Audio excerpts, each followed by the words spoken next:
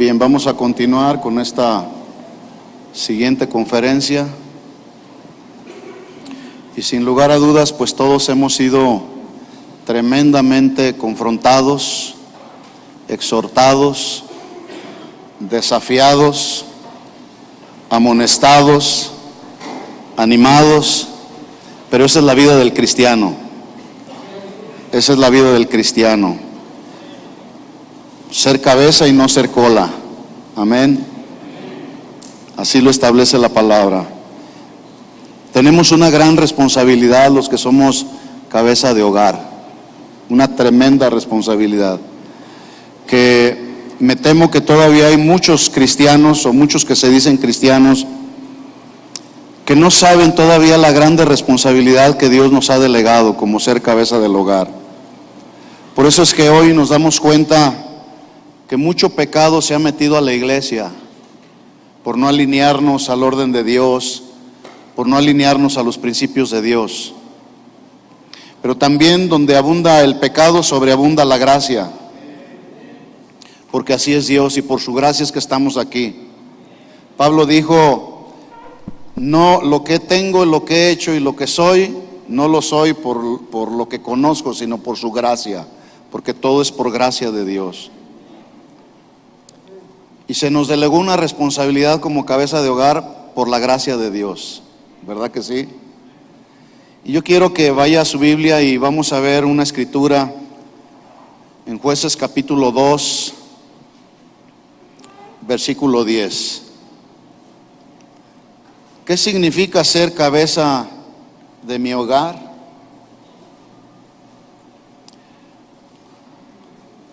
Hemos venido dándole respuesta a esta pregunta y realmente las respuestas que tienen que ver con esta pregunta son muchas, porque la respuesta implica muchas cosas. Yo creo que bien pudiéramos hacer toda una serie completa que pudiese durar hasta un año dándole respuesta una y otra vez a esta misma pregunta. Ser cabeza de mi hogar, tengo aquí otra respuesta que es asumir el reto o el desafío de ser una buena influencia para la siguiente generación. Voy a repetir esto. Ser cabeza de mi hogar significa asumir el reto o el desafío de ser una buena influencia para las siguientes generaciones. Y hay una historia en la Biblia que todos conocemos que tiene que ver con el pueblo de Israel y que dice ahí en Jueces capítulo 2 versículo 10: y toda aquella generación también fue reunida a sus padres, y se levantó después de ellos otra generación que no conocía a Jehová. Mire qué triste realidad, ni la obra que él había hecho por Israel. Bueno, esta conferencia es un llamado más, pero es un llamado urgente a todos los que somos padres, pero incluye a mamá, porque en el hogar ambos tenemos responsabilidades para con nuestros hijos. El varón tiene responsabilidades primero para con Dios, luego para con la esposa, luego para con los hijos, pero también hacia el prójimo. Por eso yo decía que es una grande responsabilidad la que se nos delegó de ser cabeza y no pasar el manto a otra persona. Nosotros somos los responsables de ejercer nuestro liderazgo como Dios lo estableció. Pero es lamentable que nos damos cuenta que en hogares cristianos la responsabilidad del liderazgo principal en el hogar, que vuelvo a repetir, le corresponde al varón, lo tiene la mujer. Y cuando la mujer empieza a desarrollar el liderazgo en el hogar que le corresponde al varón, pues todos lo sabemos, se viola el orden de Dios. Por lo tanto, el llamado urgente es a asumir el reto o el desafío de ser una buena influencia para nuestras siguientes generaciones. ¿Por qué digo esto? Porque a través de los años, y todos somos testigos, el diablo se está devorando a nuestros hijos y a los hijos de nuestros hijos. Muchos de los jóvenes cristianos y no cristianos se están yendo antes de tiempo por diferentes razones. Algunos teniendo una vida por delante mueren por causa de sobredosis de drogas, por accidentes en la carretera, por asesinatos, etcétera. Pero lo más lamentable de todo lo que está sucediendo a nuestro alrededor es que muchos de los padres cristianos y no cristianos, me temo que no estamos haciendo nada para evitarlo.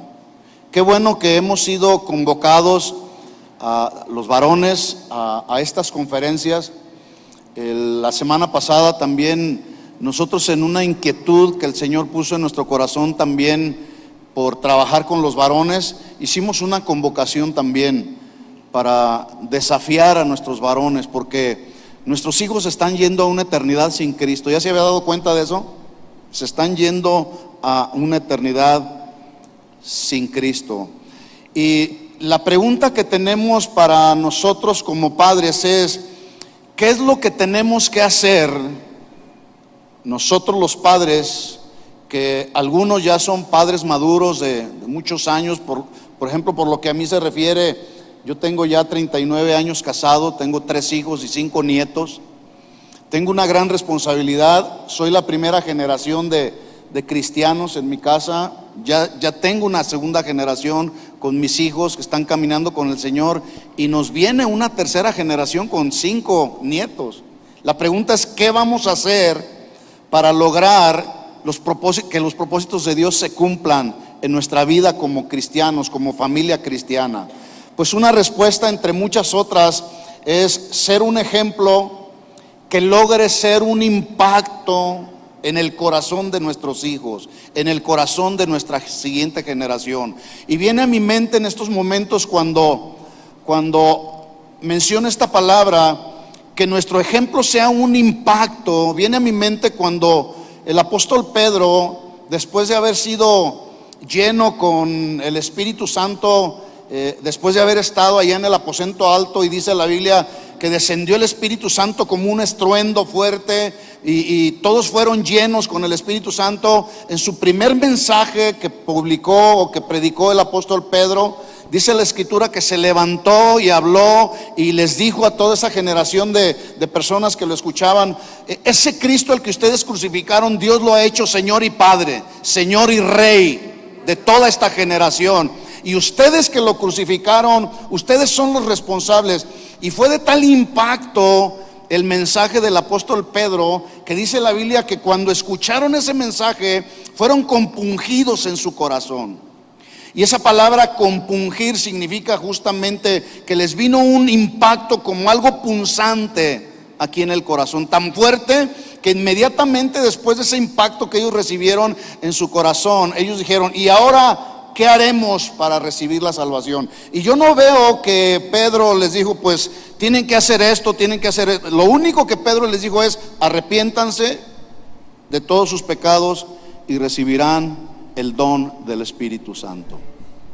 Yo creo que como padres cristianos nos hace falta también predicar mensajes que puedan ser de impacto al corazón de nuestros hijos. La Biblia dice, ya lo hemos escuchado, porque ahí está en la Biblia, Pablo hablando a la iglesia de Éfeso en el 5:23, un principio que todos conocemos: el marido es cabeza de la mujer.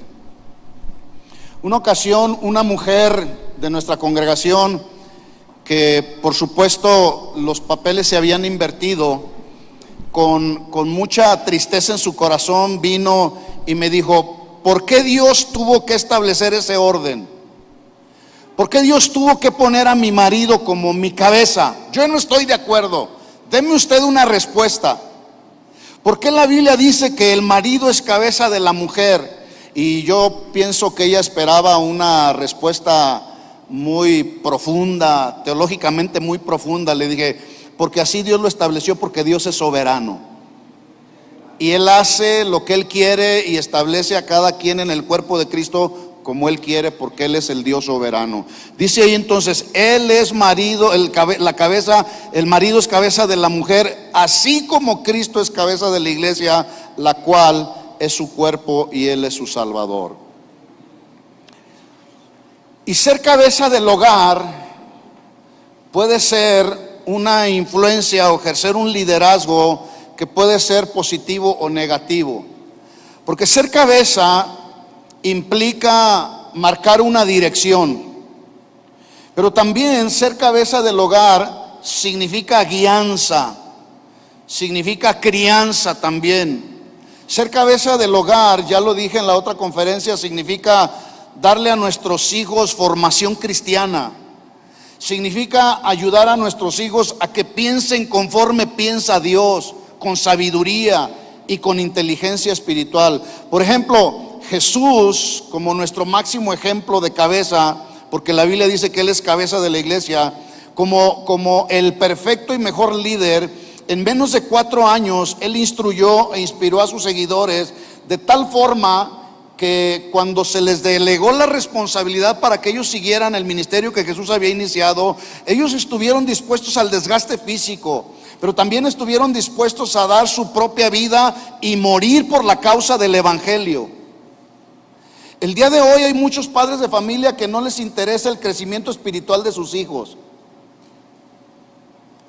Dice la Biblia en 1 de Pedro 2:21 que fuimos llamados a padecer como Cristo padeció, dejándonos ejemplo para seguir sus pisadas.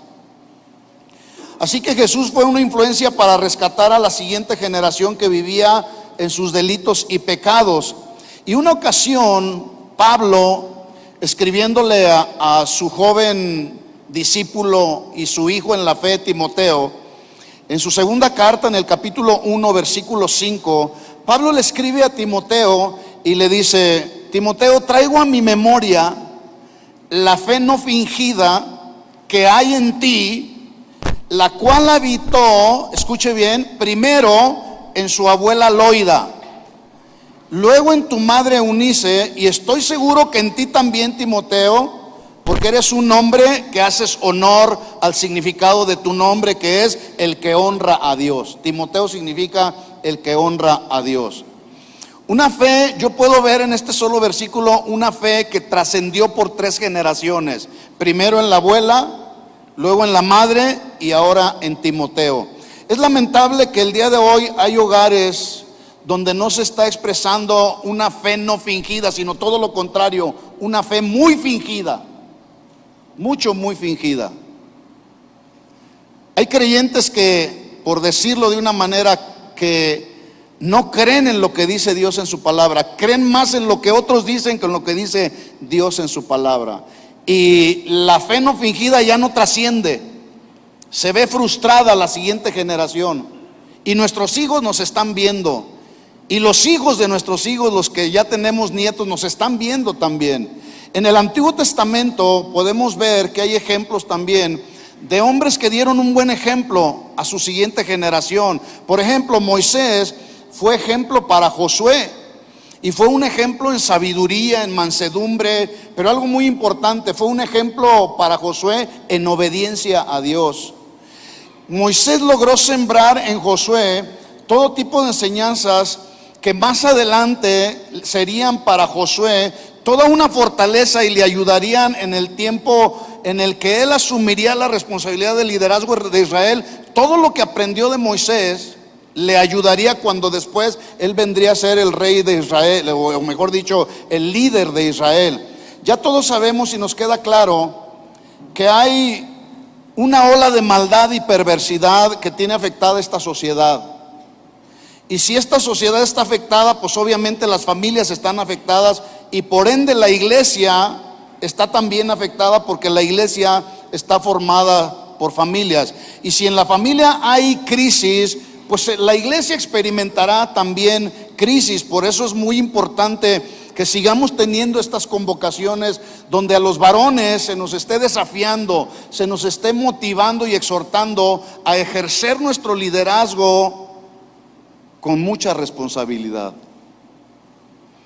Yo no sé si usted se había dado cuenta, pero el índice de divorcios entre matrimonios cristianos sigue aumentando, y quienes sufren las consecuencias son los hijos que más adelante hacen de las calles su hogar. Y esta sociedad, todos lo sabemos, está gobernada por el príncipe de este mundo. Yo le voy a dar a continuación unas estadísticas que yo encontré por allá en California, no sé cómo está aquí. Pero en California se dice que 75 de cada 100 matrimonios terminan en divorcio antes de los 5 años de casados. Causa principal, ¿cuál cree usted que es la causa principal? Adulterio. El adulterio. Y luego la gente, por lo menos allá en California, se preguntan, ¿por qué hay tantos pandilleros en las calles? Solamente en el sur de Los Ángeles, no sé cuántos conocen el área de Los Ángeles, pero en el sur de Los Ángeles existen 250 diferentes bandas de pandilleros, y la que menos tiene es de 150 jóvenes que están dispuestos a robar, a secuestrar, a traficar y a matar a quien se le ponga por enfrente. La familia, que se supone debería de ser el pilar básico de esta sociedad, se está desplomando paulatinamente hasta el punto de verla como en una etapa de agonía. ¿Ya se había dado cuenta de eso? ¿Se había dado cuenta de eso? Hello, ¿están aquí? Y la pregunta es, ¿qué estamos haciendo nosotros como padres cristianos? ¿Qué está pasando? ¿Será que la familia cristiana estará en crisis? ¿Qué piensan ustedes? ¿La familia cristiana estará en crisis? Sí, lamentablemente sí, porque se está practicando un pecado que se llama negligencia. Y negligencia significa descuido, no poner atención a nuestras responsabilidades básicas como padres, y en este caso nuestras responsabilidades como familia. Así que hay crisis en la familia, y el hablar de crisis, mis hermanos, es hablar de una emergencia, es hablar de una situación crítica, es hablar de problemas, es hablar de cambios inesperados, profundos, violentos, que generan dolor en la familia. Porque se trata de nuestros hijos jóvenes, los cuales empiezan a presentar todo tipo de resistencia a la autoridad establecida por Dios. Y la autoridad espiritual establecida en la palabra de Dios está ahí para que esa autoridad se haga respetar. Pero esa autoridad, como padres, necesitamos ejercerla en amor, necesitamos ejercerla con la disciplina que la Biblia nos enseña. No lo voy a hacer a mi manera. No lo voy a hacer como mis padres me enseñaron. No lo voy a hacer como dicen los psicólogos. Lo voy a hacer como dice Dios. Esa es nuestra responsabilidad. Desarrollar nuestra responsabilidad como líderes, pero a la manera de Dios. Porque en el otro lado, si esto no lo hacemos, vendrá rebelión a nuestros hijos, que en muchos casos la rebelión que se levanta en el corazón de nuestros hijos es una rebelión que raya en lo diabólico ya. Yo he visto hijos golpeando a sus padres. Así de triste está la situación. Y si a eso le agregamos el consumo de drogas, de alcohol, la prostitución, todo tipo de inmoralidad sexual, la crisis pues se hace más severa. ¿Con qué razón Salomón escribió en Proverbios 27-23? Él escribió: sé diligente en conocer el estado de tus ovejas y mira con cuidado por tus rebaños. Ese mirar con cuidado habla de mirar con atención, no habla de un simple mirar. Ese mirar habla de conocer cuál es la situación emocional y espiritual de nuestros hijos. Es muy lamentable, por lo que a nosotros se refiere por allá en California, que tenemos que estar trabajando de una manera muy constante con los padres de nuestros hijos jóvenes. Y es muy lamentable que a los padres de nuestros hijos jóvenes no les importa mucho su salud espiritual. Y ellos dicen, pues, yo trabajo tanto para que a mis hijos no les falte nada, de tal forma que la responsabilidad de la enseñanza espiritual de nuestros hijos le corresponde a la iglesia. Y yo les digo, bueno, la responsabilidad principal de la educación cristiana para tus hijos jóvenes recae sobre ti, no sobre la iglesia, porque allá en California hay familias que llegan solamente el domingo y a sus hijos los tenemos solamente 1 hora a la semana. Y todo el demás tiempo que ellos viven durante la semana lo pasan con los amigos que no son cristianos, lo pasan en las escuelas donde están expuestos a todo tipo de ideologías. Y en la iglesia llegan a estar solamente una hora y en su salón de clases no quieren estar nuestros jóvenes.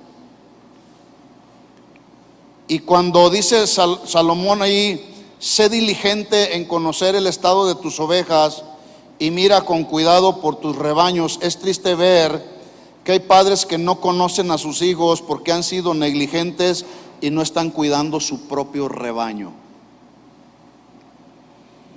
Hay un dicho que tiene mucho sentido, que a veces practicamos los que somos padres de familia. Somos oscuridad de nuestra casa, candil de la calle y oscuridad de mi casa. Sí. Pablo dijo en Romanos 12:11, en lo que requiere diligencia, no perezosos, sino fervientes en el espíritu, sirviendo al Señor. Yo no sé si usted sabía, pero la pereza y la falta de fervor en el espíritu están haciendo que en muchos lugares servir al Señor, en lugar de servir al Señor, se está sirviendo a Satanás. Algunos factores que han contribuido a la crisis que viene en la familia, pues ya lo dije, es la ignorancia, la negligencia acerca de los asuntos de Dios, de su palabra, debido a que se vive un cristianismo religioso. Constantemente vienen algunos jóvenes con nosotros y nos dicen, pues mire, pastor, mi papá se ve muy bien cuando viene a la iglesia, levanta las manos y a veces llora y a veces da una ofrenda en la iglesia, pero usted lo debiera de ver en casa cómo se comporta. Es insoportable. Hace unas semanas atrás, lamentablemente, estuve con un matrimonio de nuestra congregación con muchos conflictos en la familia, donde tuve que hablar con el esposo, la esposa y los 4 hijos que tenían ahí. Y para mí fue sorprendente cómo los 2 hijos mayores les decían a su papá, no sean hipócritas, papá y mamá, no sean hipócritas. El hecho de que haya venido el pastor a hablar con nosotros, dice, no significa que porque él está aquí y ustedes están diciendo ya las cosas van a cambiar. No van a cambiar, porque tenemos 20 años hablando acerca del mismo asunto y ustedes no cambian porque son un par de hipócritas. Qué tremendo. A mí me impresionó cuando su hijo mayor confrontaba de esa manera a sus padres. Es lamentable que los que se supone conocemos a Dios o conocen a Dios, muchos de ellos se encuentran completamente alejados de Dios. Los medios de comunicación y las redes sociales mal usados y no supervisados son elementos y factores que están también haciendo daño dentro de la familia. Hay una creciente y muy alarmante revolución sexual sin freno, provocando que el espíritu de Sodoma y Gomorra se siga multiplicando. Por lo tanto, entonces, los que somos cabeza del hogar, necesitamos de manera urgente, escuchen esto mis hermanos, de manera urgente y apremiante, necesitamos ir al consejo de la palabra de Dios, necesitamos ir a conocer la palabra de Dios, pero no solamente ir a la palabra y conocerla, necesitamos vivirla, pero también aparte de vivirla necesitamos enseñarla y transmitir la palabra de Dios a nuestra siguiente generación. Este fue y ha sido siempre el deseo de Dios. Por eso Dios le dio mandamiento al pueblo de Israel a través de Moisés, mandamientos que siguen vigentes hasta el día de hoy, pero que aún a pesar de que han pasado las generaciones, los mandamientos de Dios no pasan de moda, los mandamientos de Dios no cambian, los mandamientos de Dios no se hacen obsoletos, los mandamientos de Dios son tan actuales hoy como lo fueron en el tiempo de la antigüedad, mis hermanos. Pero estamos haciendo caso omiso de los mandamientos de Dios. Sí, Señor, tú dices que debemos criar a nuestros hijos en el temor de Dios, pero yo los voy a criar a mi manera. Y tenemos problemas.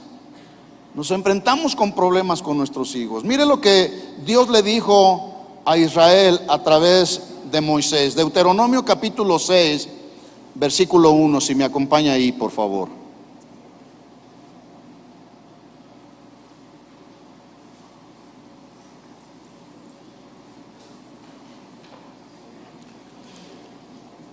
Deuteronomio capítulo 6, versículo 1. ¿Estamos ahí? Mire la instrucción de Dios. Estos pues son los mandamientos, no son opciones. Son mandamientos, estatutos y decretos que Jehová vuestro Dios me mandó que se los enseñase para que los pongáis por obra en la tierra a la cual pasáis vosotros para tomarla. Versículo 2. Para que temáis a Jehová tu Dios. Pero ya sabemos, no era un temor de tenerle miedo a Dios. Se refiere a un temor reverente, a un temor de honra para Dios, por lo que Dios representa para nuestra vida. Para que temas a Jehová tu Dios, guardando todos sus estatutos, todos sus mandamientos que yo te mando. Escuche, atención aquí. Primera generación, tú como padre. Segunda generación, tu hijo.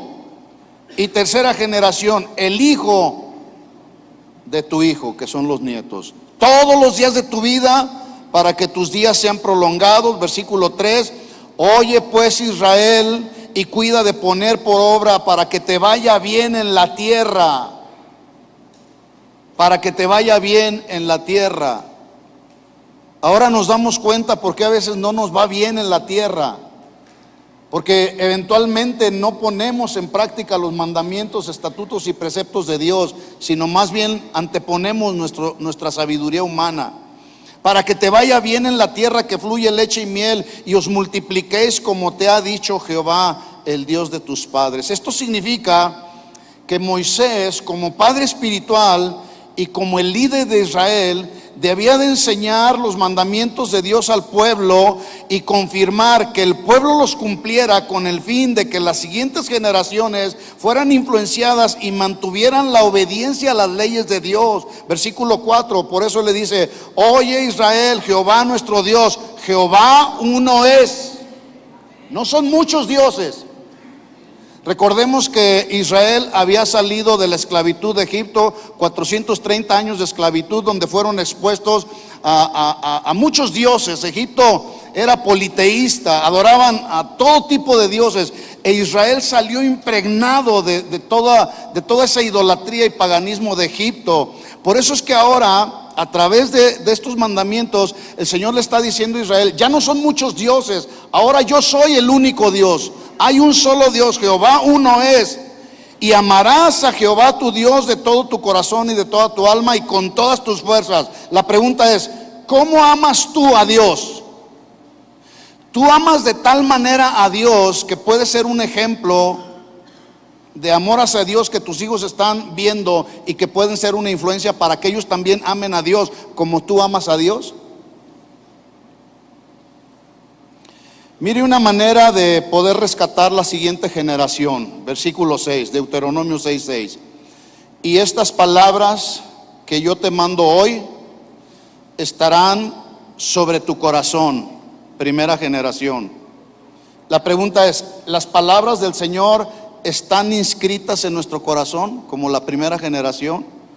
Los consejos que damos los padres o los ministros deben de ser basados en la palabra de Dios, no en nuestras experiencias. La experiencia sirve, el consejo sirve, pero déjeme decirle, el mejor consejo para saber cómo funciona la familia es el consejo que da Dios en su palabra. Es el mejor consejo. Por eso en Isaías lo llamó consejero, Dios fuerte, Padre eterno, príncipe de paz. Él es el mejor consejero. Y luego el versículo 7 dice: y las repetirás a tus hijos, segunda generación, y hablarás de ellas estando en tu casa y andando por el camino y al acostarte y cuando te levantes. Las atarás como una señal en tu mano y estarán como frontales entre tus ojos, y las escribirás en los postes de tu casa y en tus puertas. Ahora, estos fueron los mandamientos que Dios le dio a Moisés para que les fuera bien en la vida. Y más adelante, una vez que Josué asume el liderazgo de Israel, Dios le dijo, Josué capítulo 5, ahí no lo tiene que buscar, yo lo menciono. Dice ahí en Josué capítulo 5 la instrucción que Dios le da a Moisés: hazte cuchillos afilados. Cuchillos afilados. el cuchillo o la espada es símbolo de la palabra de Dios, y le dice: hazte cuchillos afilados y circuncida a la segunda generación de los que nacieron en el desierto, porque hay mucho incircunciso en el campamento. Y a lo mejor usted se preguntará: ¿y qué tiene que ver ahora con nosotros en el Nuevo Testamento los cuchillos afilados? Ya lo dije yo, el cuchillo o la espada es símbolo de la palabra de Dios, y la aplicación que podemos darle en la actualidad a este versículo es: todavía aún hay mucho incircunciso entre nuestro campamento, entiéndase, en nuestro hogar o dentro de la iglesia. Por lo tanto, debemos afilar nuestros cuchillos, que significa debemos seguir enseñando y predicando la palabra con mensajes que puedan impactar el corazón de nuestros hijos, mensajes que puedan confrontar a nuestros hijos, y eso nos ayude a rescatar la siguiente generación. Pero vuelvo a repetir, hay muchos padres que no nos estamos tomando el tiempo para traer a nuestros hijos y decirle: hay que obedecer la palabra del Señor. Por eso nuestros hijos están yendo a una eternidad sin Cristo. Mire la triste realidad que se vio después de la muerte de Josué, y esta fue la segunda generación, es decir, los hijos de aquellos que salieron de la esclavitud de Egipto. Jueces capítulo 2, versículo 6. Jueces capítulo 2 y versículo 6. Porque ya Josué había despedido al pueblo, y los hijos de Israel se habían ido cada uno a su heredad para poseerla. 7. Y el pueblo había servido a Jehová todo el tiempo de Josué y todo el tiempo de los ancianos que sobrevivieron a Josué, los cuales habían visto todas las grandes obras de Jehová que él había hecho por Israel.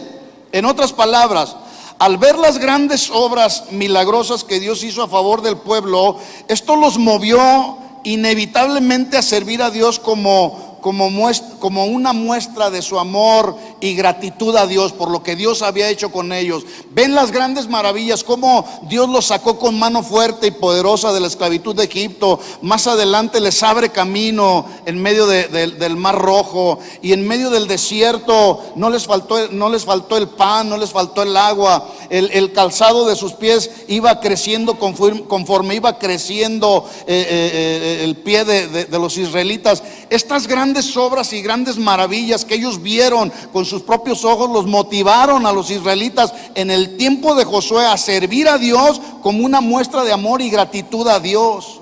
Todos nosotros, escuchen esto, aquí hay una aplicación para nosotros. Todos nosotros hemos experimentado las bendiciones que Dios ha derramado a nuestro favor y a favor de nuestros hijos. Y la pregunta para nosotros es: ¿por qué algunos padres con sus hijos no están sirviendo a Dios? ¿Cuántos han experimentado en tu vida, en tu familia, la bondad, la misericordia y la bendición de Dios? Levanten la mano. Que en medio de momentos difíciles, en medio de momentos de tanta aflicción o adversidad, y estás ahí clamando al Señor por un milagro, Dios de una manera sobrenatural, poderosa y milagrosa nos saca adelante de nuestros conflictos y problemas en los que entramos, a veces por nuestras malas decisiones, y esa mano poderosa puesta sobre nuestra vida, nuestros hijos la están viendo, que los puede motivar a ellos a servir a Dios por gratitud, por amor a Dios. Pero el problema es que a veces nuestros hijos no están sirviendo a Dios porque los padres no quieren servir a Dios. Y no me estoy refiriendo a solo servir en algún ministerio de la congregación, sino en el asistir a participar en las reuniones donde hacemos un servicio de adoración a Dios, como lo acabamos de experimentar hace un momento. La pregunta es: ¿por qué nuestros hijos no quieren adorar a Dios? No quieren ofrecerle un servicio de adoración a Dios. Versículo 8, seguimos leyendo, Josué capítulo 2, versículo 8. Pero murió Josué, hijo de Nun, siervo de Jehová, siendo de 110 años, y lo sepultaron en su heredad en Timnat Será, en el monte de Efraín, al norte del monte de Gaz.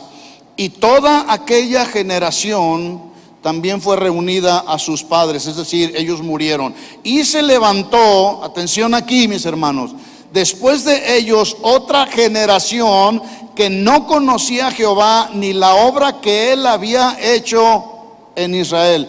Yo quiero que note usted que dice ahí la escritura que se levantó otra generación que no conocía a Jehová. En el idioma hebreo la palabra conocer se traduce saber, se traduce entender, comprender por el oír, comprender por el observar, por el reflexionar y el experimentar. ¿Qué fue lo que pasó? Sus padres tuvieron en poco los mandamientos del Señor y los hijos no conocían a Dios, no sabían de Dios, no entendían los propósitos de Dios porque no oían hablar de Dios a sus padres, por lo tanto tampoco experimentaban los milagros de Dios. Por eso se levantó una generación que no conocía a Dios. Lamentablemente hoy en pleno siglo XXI está pasando exactamente lo mismo, como los padres que no estamos enseñando los mandamientos de Dios a nuestros hijos, por lo tanto nuestros hijos no están conociendo a Dios. No saben que todo lo que tenemos a nuestro alcance, lo poco mucho que hemos logrado, no saben que proviene de Dios porque nosotros no se lo enseñamos a nuestros hijos. Mira lo que tenemos, la casa que tienes, el auto, los asuntos materiales que tienes, a veces no les enseñamos que todo proviene de Él, que es por su gracia. No es por lo que yo soy, por la sabiduría o la habilidad humana que yo tengo, sino es por la gracia y la misericordia de Dios. Ellos a veces no saben que todo proviene de Dios y no entienden que Dios nos creó con un plan y un propósito en esta vida. Y no quieren nada con Dios porque lo único que quieren es justamente el mundo. Versículo 10 entonces dice: y se levantó después de ellos otra generación que no conocía ni la obra que él había hecho por Israel. Así que esa siguiente generación resultó ser una generación ignorante de las experiencias de sus padres. No entendieron, no comprendieron porque no oyeron de sus padres las maravillas y los milagros de un Dios todopoderoso. Y la consecuencia, mire la consecuencia, porque todo en la vida trae consecuencias. ¿Estamos de acuerdo? Usted puede cometer o haber cometido algún pecado y Dios perdona, pero de las consecuencias nadie nos escapamos. Somos responsables de asumir las consecuencias. Y aquí hubo una consecuencia, versículo 11. Después los hijos de Israel hicieron lo malo ante los ojos de Jehová y sirvieron a los Baales. Versículo 12. Dejaron a Jehová, el Dios de sus padres. Esta palabra, este término dejar, significa renunciar, abandonar, apartarse, desechar, menospreciar. Y en ese desechar y menospreciar, dice que dejaron a Jehová, el Dios de sus padres, que los había sacado de la tierra de Egipto, y se fueron tras dioses, tras otros dioses, los dioses de los pueblos que estaban en sus alrededores, a los cuales adoraron y provocaron a ira a Jehová. Ahora, el problema del pueblo de Israel no es que adoraban muchos dioses. El problema principal con el pueblo de Israel es que adoraban a otros dioses, pero también adoraban a Dios, al Dios de la Biblia. Y ya entraban en una mezcla. Y como Dios es un Dios celoso, por eso les dijo: Jehová, nuestro Dios, Jehová uno es.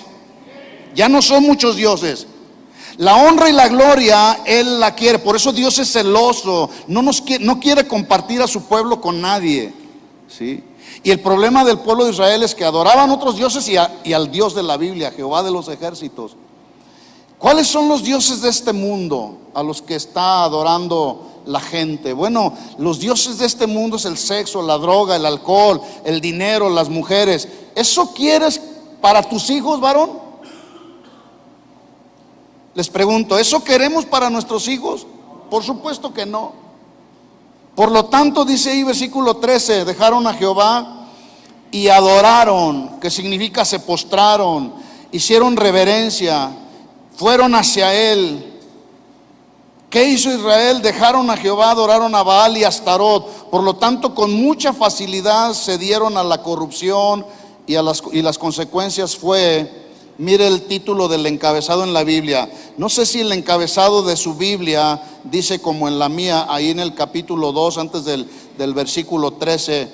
El encabezado de mi Biblia dice: apostasía de Israel y la obra de los jueces. ¿Así dice su Biblia? Ya sabemos todo lo que significa apostasía. Es renunciar, desertar del camino de la verdad. ¿Qué hizo Israel? Dejaron a Jehová, adoraron a Baal y a Astaroth. Baal era una de las deidades más notables de los cananeos. Era una de las deidades más supremas. Era un dios de lascivia incontrolable. Era un tirano sangriento. Su nombre quiere decir fuerte y poderoso. Y aquí hay una aplicación, porque si la Biblia lo menciona que adoraron a Baal, los cultos a Baal tenían que ver con todo tipo de libertinaje sexual y prostitución, tanto de mujeres como de hombres. Pero no solamente adoraron a Baal, sino a Astaroth, que era la esposa de Baal, patrona del sexo y de la guerra, y era considerada como una prostituta sagrada. ¿Qué hizo Israel? Sirvieron, adoraron, le dieron culto a Baal y a Astaroth, lo cual quiere decir que le dieron rienda suelta a la lascivia, a todo tipo de libertinaje sexual, y se prostituyeron tanto hombres como mujeres. La pregunta es: ¿quieres eso para tus hijos? No es lo mismo que está pasando, no solamente en hogares de no cristianos, sino el día de hoy hay hogares que se precian de ser cristianos y están adorando a los Baales. Y el resultado es, ¿qué esperaban? Versículo 14: se encendió contra Israel el furor de Jehová, el cual los entregó en manos de robadores, que los despojaron, y los vendió en manos de sus enemigos de alrededor, y no pudieron ya hacer frente a sus enemigos. Por donde quiera que salían, la mano de Jehová estaba contra ellos para mal. Recuerde, Dios es un Dios celoso. Dios no nos quiere compartir con nadie. Como Jehová había dicho y como Jehová se los había jurado, y tuvieron gran aflicción. Los comentaristas dicen acerca de este versículo que todas las calamidades que experimentó Israel fueron diseñadas y permitidas por Dios como un azote que debía traer disciplina al pueblo de Dios, pero a la vez Dios buscaba llevar al pueblo de Israel al arrepentimiento, pero ellos no quisieron. Porque Dios es bueno, Dios no quiere que ninguno perezca, sino que todos procedan al arrepentimiento. Ese es el corazón de Dios. Dios disciplina, pero también Dios es misericordioso. Ese es el corazón de Dios. Y debemos estar conscientes que hay una cadena invisible que une una generación con otra. Así que es muy importante que estemos conscientes que las decisiones que hagamos hoy no solo afectarán a nuestros hijos, sino a nuestros nietos, bisnietos y tataranietos. Y hay una ley en la vida que no podemos evitar: que los hijos tarde o temprano se parecerán a los padres debido a la influencia que los padres ejercemos sobre de ellos. Y esta influencia, ya lo dije anteriormente, puede ser para bien o para mal. En otras palabras, nuestra cadena generacional puede ser positiva o negativa. ¿Estamos de acuerdo en eso? Bueno, cuando repasamos la Biblia o los libros de la historia de los reyes de Israel, nos damos cuenta que hay una frase que se repite: hicieron lo recto delante de Jehová, pero otros hicieron lo malo ante los ojos de Jehová.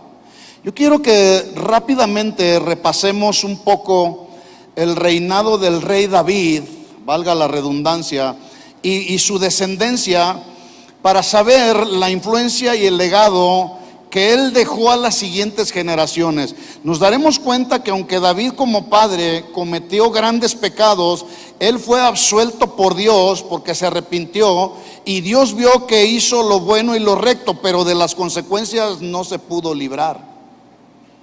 Usted conoce las consecuencias que experimentó David. Por ejemplo, Amnón violó a su media hermana Tamar. ¿Se puede imaginar cómo se sintió David? Que uno de sus propios hijos pudiera violar a su hija, a su hermana. Y como consecuencia de eso, Absalón mató a Amnón, el que violó a Tamar. ¿Se imagina el dolor que eso le produjo en el corazón a David. Y luego se revela ese mismo Absalón, se revela contra su padre hasta que finalmente deshonra la casa real de su padre, durmiendo ahí justamente en el terrado donde pecó David. Justamente ahí fue donde Absalón tuvo relaciones sexuales con las concubinas de David, y eso deshonró la casa real. Bueno, el ejemplo de David, mis hermanos, afectó a la siguiente generación. Su hijo Salomón, que inició bien, ¿usted sabe cómo terminó Salomón? Dice la Biblia que terminó apostatando de los caminos del Señor. Salomón aplicó a su vida la combinación de una fórmula que no falla cuando se trata de hacer caer a un padre de familia o a un siervo de Dios. La fórmula es la siguiente: fama más riqueza más orgullo más mujeres igual a caída. Y Salomón la aplicó muy bien a su vida. Tuvo fama, tuvo mucha riqueza, y eso lo llevó a un orgullo, a sentirse ya autosuficiente y a decir, pues sí, la sabiduría que Dios me dio está bien, pero no la necesito. Voy a juntarme con las mujeres, justamente con las mujeres con las que Dios les había dicho a los reyes de Israel que no debían de juntarse. Se juntó con ellas, haciendo de su vida lo que le daba la gana. Dice Primera de Reyes capítulo 11, no lo tiene que buscar, ahí se narra justamente acerca de la apostasía, y lo dice claro ahí el encabezado: y las dificultades de Salomón. Y usted puede leer ahí en Primera de Reyes más adelante, puede leer cómo esas mujeres desviaron el corazón de Salomón. Muere Salomón y se sentó en el trono de su hijo, su hijo Roboam, quien fue nieto de David, tercera generación. David, Salomón y Roboam. Dice Primera de Reyes 14, 22, lo leo así rápido. Dice: y Judá, todo un pueblo que había crecido y había sido ensanchado bajo el liderazgo de Roboam, dice: y Judá hizo lo malo ante los ojos de Jehová, y le enojaron más que todo lo que sus padres habían hecho en sus pecados que cometieron. O sea, Judá, todo ese pueblo bajo el liderazgo de Roboam no los llevó hacia la presencia del Señor. Muere Roboam y comenzó a reinar en su lugar su hijo Abiam, bisnieto de David, cuarta generación. Y dice la Biblia en Primera de Reyes capítulo 15 versículo 1, dice: Abiam comenzó a reinar sobre Judá y reinó 3 años en Jerusalén, y anduvo en todos los pecados que su padre había cometido antes de él. Y no fue su corazón perfecto con Jehová su Dios como el corazón de David su padre, refiriéndose a David. Muere Abiam, y en su lugar comenzó a reinar Asa, quinta generación. Mire qué grande responsabilidad tenía David de ser una influencia sobre las generaciones que venían, ¿sí? Muere Abiam y en su lugar empieza a reinar Asa, quinta generación, y reinó 41 años sobre Jerusalén. Asa fue el tataranieto de David, su nombre significa sanador. Y no fue hasta la quinta generación que se logró cambiar el rumbo generacional, porque dice la Biblia que Asa comenzó a reinar sobre Judá y reinó 41 años en Jerusalén. Y Asa hizo lo recto ante los ojos de Jehová como David su padre. Esto quiere decir que pasaron casi 150 años para que un solo hombre cambiara el rumbo que llevaba las generaciones anteriores. Porque dice en 1 Reyes 15:12 que Asa quitó del país a todos los sodomitas. Esto significa que desde la tercera generación, que fue la generación de Roboam, hasta la quinta generación de Asa, hubo sodomitas multiplicándose. ¿Cómo está nuestro mundo el día de hoy? Los sodomitas multiplicándose, porque faltan hombres como Asa que puedan erradicar ese espíritu de sodomía. Esto significa entonces que desde la tercera generación hasta la quinta hubo sodomitas multiplicándose. Muere Asa y se sentó en el trono su hijo Josafat, sexta generación. Y este Josafat, que era de 35 años de edad, reinó por 25 años, dice versículo 1 Reyes 22:43. Y este Josafat anduvo en todo el camino de Asa su padre, sin desviarse de él, haciendo lo recto ante los ojos de Jehová. Voy a tratar de concluir de la siguiente manera, porque estamos hablando de el reto y el desafío que todos tenemos de ser un impacto para nuestras siguientes generaciones. Ya lo vimos a través del ejemplo de David, cómo el ejemplo de David sí afectó sus siguientes generaciones. Ahí está. El ejemplo de David y sus siguientes generaciones nos ayudan, pues, mis hermanos, a estar conscientes que cada uno de nosotros somos los antecesores de la siguiente generación de jóvenes, y la pregunta para que pudiésemos reflexionar sería la siguiente. Escuchen bien esto: ¿qué clase de valores morales y espirituales estamos sembrando sobre nuestros hijos? ¿Cuántos tienen hijos? Entonces la pregunta nos concierne a todos nosotros.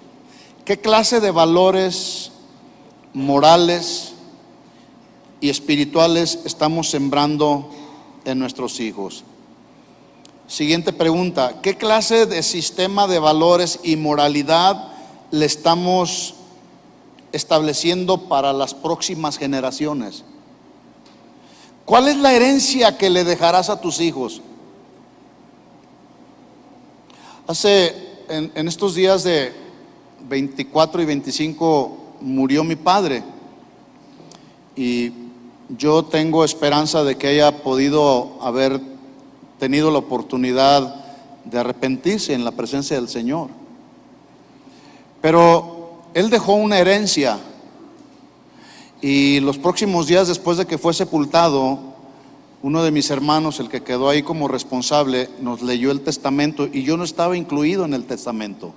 Yo soy el único cristiano en mi casa.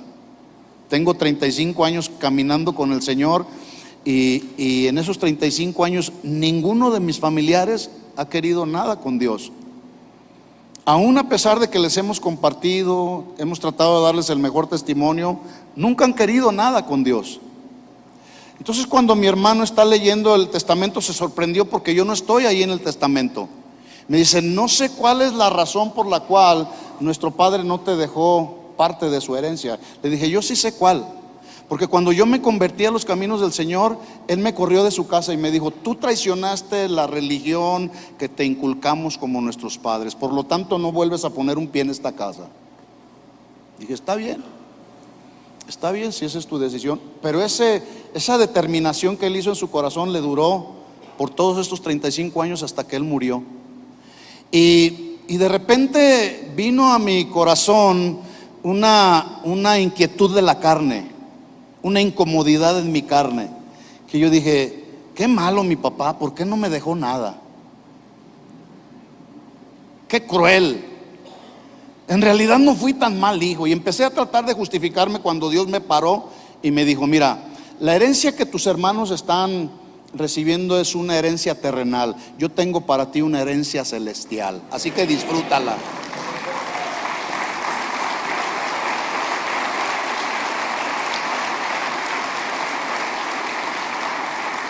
Y mis hermanos, esa es la mejor herencia que tú y yo como padres podemos dejarles a nuestros hijos. Entonces la pregunta es: ¿cuál es la herencia que tú le dejarás a tus hijos? ¿Qué será de ellos en los próximos 10 años si es que el Señor no viene antes? ¿Hasta qué punto nosotros como padres somos responsables de que la moral, la integridad y la fidelidad estén en decadencia? ¿Cuántas veces hemos escuchado a padres de familia que se preguntan con mucho dolor y con mucha angustia: ¿qué le espera a nuestros hijos en esta generación? ¿Y en qué mundo les tocó vivir a nuestros hijos? Yo veo a mis nietos, mi nieto más pequeño tiene 6 meses. Yo digo: ¿qué es lo que va a haber de aquí a 5 años más adelante? Por eso es importante y es una urgencia en este tiempo sembrar sobre de ellos los principios espirituales, mis hermanos. Y si somos objetivos, una pregunta más adecuada pudiera ser: ¿qué clase de hijos le estamos dejando nosotros a esta sociedad? Los padres tenemos pues grandes desafíos por delante para permanecer, así como para permanecer con los brazos cruzados nada más. Pues hay que el mundo eduque a mis hijos, o que en la iglesia eduquen a mis hijos. Tenemos la responsabilidad, mis hermanos, si no se habían dado cuenta, de ser como una roca inamovible ante los embates de esta sociedad. Todavía no hemos visto lo que se viene en esta sociedad. Hemos visto gran parte de cómo está actuando esta sociedad, ¿sí? Pero todavía no lo hemos visto todo. Por lo tanto, tenemos la responsabilidad de ser como una roca. Primero, nuestra vida debe estar parada sobre la roca que es Cristo. Firmes, constantes, creciendo en la obra del Señor, siempre sabiendo que nuestro trabajo en el Señor no es en vano, dijo Pablo a los Corintios. Pero también tenemos la responsabilidad de ser buenos ejemplos, pero ejemplos que nuestros hijos quieran tomar como ejemplo, que nuestro ejemplo sea digno de imitar. Y escuche lo que ya dije el día de ayer, un pensamiento que Dios puso en mi corazón, hablando del ejemplo.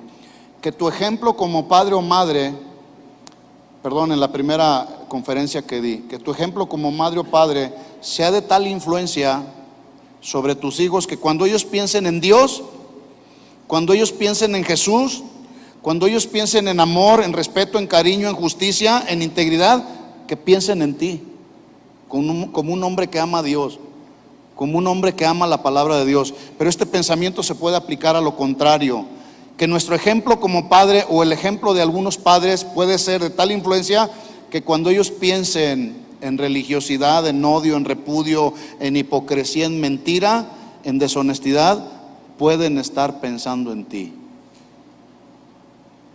¿Se dan cuenta de la gran responsabilidad que tenemos?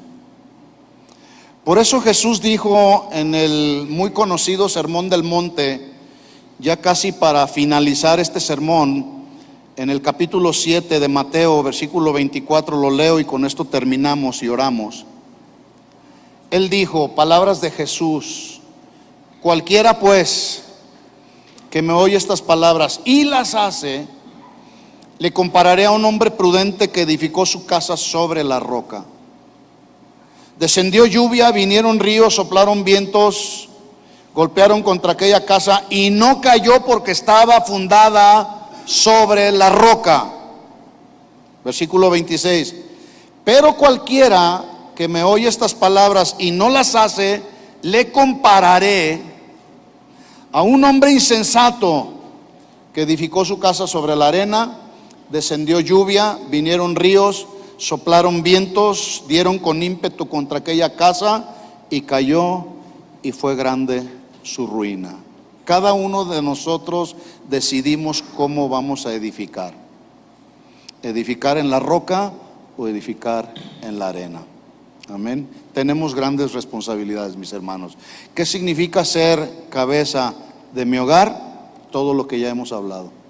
Amén. Vamos a orar. Quisiera invitarle a que se pusiera de pie. Y yo quisiera que todos los varones que son cabeza de hogar vengan aquí al frente. Queremos orar por ustedes. Queremos bendecirlos para que ustedes puedan ser padres que puedan ser una influencia sobre la siguiente generación, sobre tus hijos, los hijos de tus hijos y los hijos de tus hijos de tus hijos.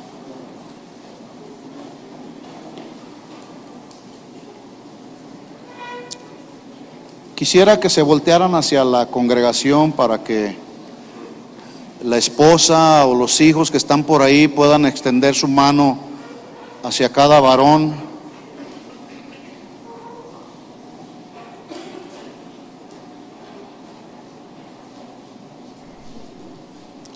Así que ser cabeza del hogar, mis hermanos, es un gran reto y es un gran desafío. Y por ser un gran reto y un gran desafío, necesitamos de la sabiduría de Dios. Escuchen esto, mis hermanos. La Biblia dice que el hombre fue creado del polvo de la tierra. En otras palabras, fuimos creados del barro. Y el barro es uno de los elementos muy barato, de poco valor. Por lo tanto, el valor que tú y yo tenemos no es el valor que nos da el elemento del barro. El valor que tú y yo tenemos es el que Jesús nos da cuando estamos en sus manos. Porque si no estamos en la mano de Jesús, entonces somos simple barro. Pero si estamos como barros en las manos de Jesús, entonces estamos bendecidos. Ocupémonos, mis hermanos, de poder estar en las manos de Jesús. Él es el alfarero, nosotros somos el barro. Digámosle al Señor: Señor, como ese alfarero que le va dando forma a la vasija, así continúa tratándome, Señor. Sigue perfeccionando tu obra en mí, Señor. ¿Quieres levantar tus manos un momento? Y los que están, padres, esposas o hijos, vamos a bendecir a cada varón cabeza del hogar. Señor, aquí estamos delante de tu presencia, Señor. Y como estamos delante de tu presencia, Señor, no hay nada que ocultar ante ti, Señor. Estamos desnudos ante ti, Señor. Nuestra oración y ruego es que en este año, Señor, se cumpla en cada uno de estos varones tu deseo y tu propósito en su corazón, Señor. Que su gracia nos favorezca en este año de tal manera que lo que hasta ahora no se ha podido realizar se logre en su plenitud, Señor, para cada varón. Ora al Señor, levanta tu voz. Que los obstáculos e impedimentos que se nos presenten sean superados y que las debilidades sean vencidas en el nombre de Jesús. Señor, te pedimos que lo que hasta ahora se ha realizado en parte se lleve a cabo en su totalidad, Señor.